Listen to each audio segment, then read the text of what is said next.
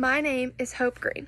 Today, I will prove that the United States should abolish the practice of diplomatic immunity for criminal activities. How would you feel if you and a man from Virginia committed a crime, but the man got away simply because of where he was from, who he was, or what importance he held? Diplomatic immunity for criminal activities is not a justified practice. By the end of this argument, you will support the idea that the United States should abolish the practice of diplomatic immunity for criminal activities. Diplomatic immunity is a practice that goes into effect more often than not behind the scenes, which is something that all people in the public should be aware of. Today, I will discuss the problem of diplomatic immunity about criminal activities, what causes this problem, the solution and how it will fix this problem, and the pros and cons of the solution.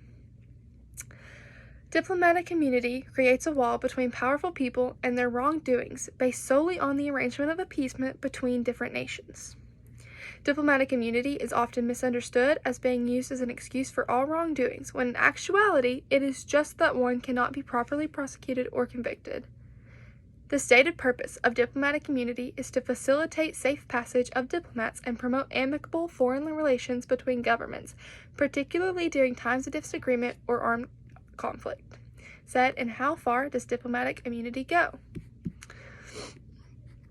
In actuality, immunity is simply a legal barrier which precludes U.S. courts from exercising jurisdiction over cases against persons who enjoy it, as said in State.gov's Diplomatic and Consular Immunity Guidance for Law Enforcement and Judicial Authorities, and as said by N.P. Ward in the Espionage and the Forfeiture of Diplomatic Immunity in International Lawyer. Because the drafters have separated the duty from privileges and immunities, if a diplomat violates his duty, his privileges and immunities would not be jeopardized thereby.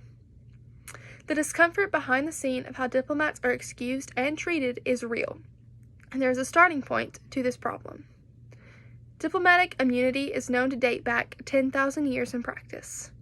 Modern diplomatic immunity was established in 1961 at the Vienna Convention on Diplomatic Relations, rather than the original Romans who used it first.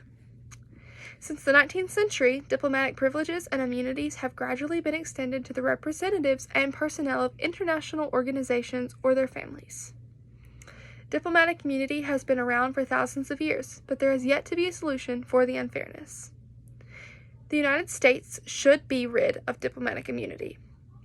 The United States is a trendsetter and undeniably powerful, and eventually other countries would follow. There would not be disagreement over the laws or proceedings or policies in different nations. There would also be more faith and trust fed into the government by people because the government is designed and placed for their protection. The solution to do away with the practice of diplomatic immunity within the United States, so how we have to examine the pros and cons. Pro number 1.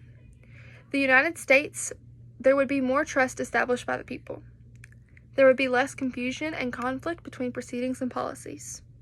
The court system would be allowed to perform their actual duties, and crimes would be paid for. Cons. The entire world would be off from the United States. United States politicians would not be granted diplomatic immunity, and different political leaders around the world might feel uncomfortable, and it could affect the United States' international relations and affairs. In conclusion, after hearing this argument, you should now agree with the idea of the United States abolishing the idea of diplomatic immunity. Today, I have proved why diplomatic immunity is a problem, how diplomatic immunity was created, a solution to diplomatic immunity, and the pros and cons of this solution. Now, would you rather get the same treatment or be the only guy in legal trouble?